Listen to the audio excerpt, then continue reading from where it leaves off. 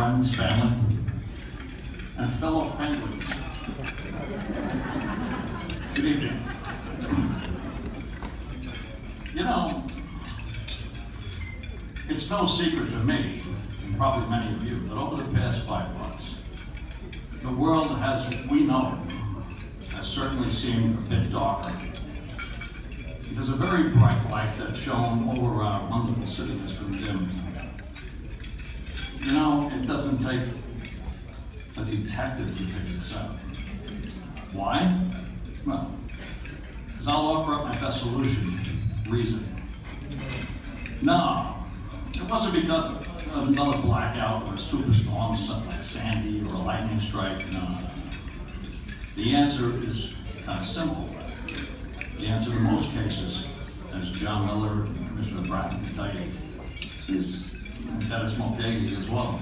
It's actually very simple. You see, on September 27th, we lost Joe Coffey. This guy was the true godfather of New York legends, if there was ever one. A very dear friend of mine and yours, a loving father, doting grandfather, dedicated husband. One of our 2 deserving honorees tonight. Since his passing, even the Broadway lights seem, just a bit less bright. There's less bounce in our step. And for some reason, we don't seem to smile as much. I don't know if you've noticed that. A few people very new to the city, very new, like the hipsters out in Brooklyn with the beards and the hats on backwards, paying $9,000 for a studio apartment in Manhattan. It's right over the Gowanus Canal, so they smell shite all day long. And I go, this is just wonderful because it's ecology. It's part of the ecology. Okay. You're a moron. Thank you. If you were in my neighborhood, would be tied up somewhere.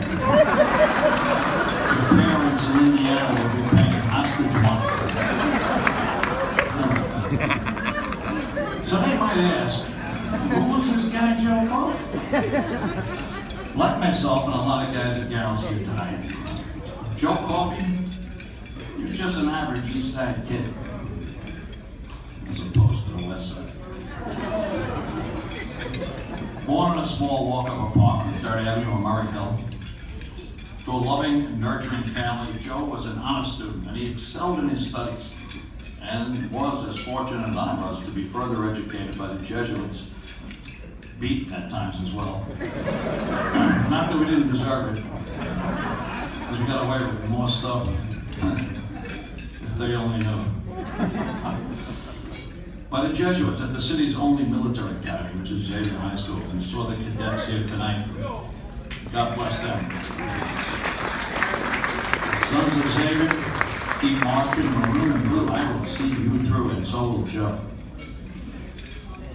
In fact, Joe and I actually were the same members of the X Squad, which is a trick drill team, actually national champions. But I don't want to brag. The only high school to compete against colleges, and they lost. Very pissed off, very pissed off.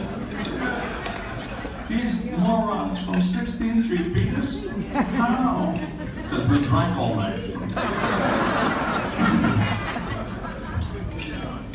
Bottom line, Joey also decided at a very young age that he wanted to be a cop. Like a couple of us, including the guy sitting at my table from Boston, Billy Brett. But from a very young age, that's what he wanted to do. Billy, if I could call you Billy, Commissioner, God bless you. Probably going to kill me later. After stints with the Army and some time with IBM, the only job for him was to one day become a detective in the greatest police department in the world. I can tell you, bar none.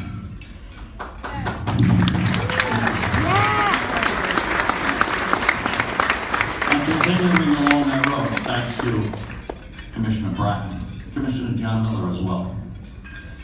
Joe was appointed in 1965. He was quickly promoted to detective, then sergeant within the Bureau. And it was here that Joe would excel, leading the hunt and the eventual capture and confession of a very disturbed young boy from Yonkers named David Berkowitz, son of Sam. The arrest and indictments of numerous members of La Cosa Nostra, Sally Bowles, Tommy Gips, Benny Yiggs. You know what I mean? Another friend of theirs, Johnny Gotti. All right, bye-bye. The ruthless organized crime families had a stranglehold on this family in this city for decades. He also led the pursuit of terrorists, such as the FALN, who bombed Francis Tavern back in the 70s, killing several innocent patrons, but also wounding and maiming several members of the NYPD's bomb squad. Joe also headed the notorious Coffey gang. Oh yeah, this was a special squad. Yeah. A squad of the city's sharpest detectives who were feared with very good reason by a group of morons who were running around the West Side. They called themselves the Westies. And they actually had the balls to call themselves an Irish gang. My God. Just ask Joe's loyal and constant sidekick from those days, Frankie McDarby. I guarantee you'll be captivated by his tales from the street. It may cost you a cocktail. Or four. That's why we're at the break. Having been in his company, you would never forget his wide smile, his quick wit, Joe's Cagney-esque swagger. You know, that's something you can't teach that. If you were an actor, like you try to teach these actors, you can't. Impossible.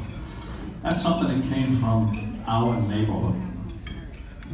I swear to God, it came from the east side, where Cagney was from. It was all like, hey, what do you know what you say? You know, that kind of, that whole thing. You want to know further about this? Well, just ask, or better yet, simply observe Joe's and mine longtime pal, Buddy Devane. After a while, you'll get what I mean. I'll finish up now. Joe is also a very dedicated patron supporter of the Francis Pope Memorial Foundation, recently here tonight, and the truly incredible work they perform each and every day, bringing comfort, hope, care, and financial help to children fighting cancer and their families. And that's why it's our privilege to honor him here tonight.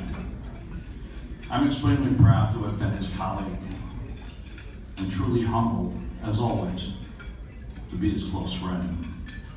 Ladies and gentlemen, please welcome his widow, Susan Coffey.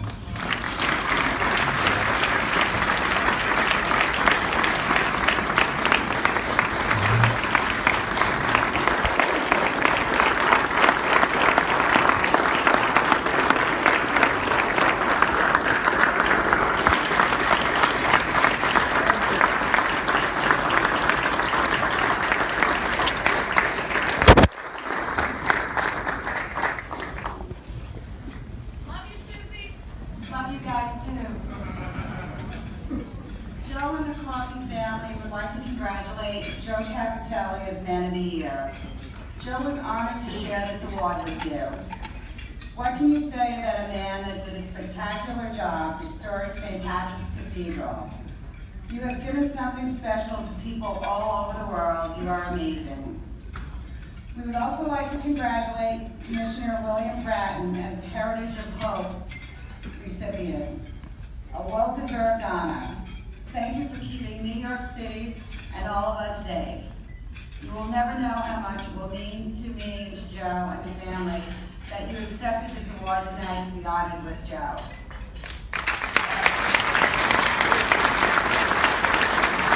I am deeply grateful to accept this award from my husband tonight.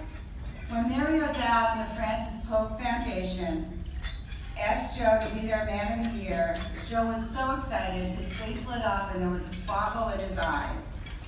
The Francis Pope Memorial Foundation has always been near and dear to Joe's heart. There was nothing that hurt Joe more than to see children that were sick. He would have done anything to take the pain away. On behalf of Joe, I would like to thank the Francis Pope Memorial Foundation for honoring him as Man of the Year. We would also like to congratulate Mary O'Dowd and the Marys for all of the hard work they do, making a difference in the lives of all of the Francis Pope children and their families. I am sure Mary, Neri, and Joe are smiling down on all of us right now and toasting us. Joe, congratulations. You are always my Man of the Year and will be my Man of the Year forever.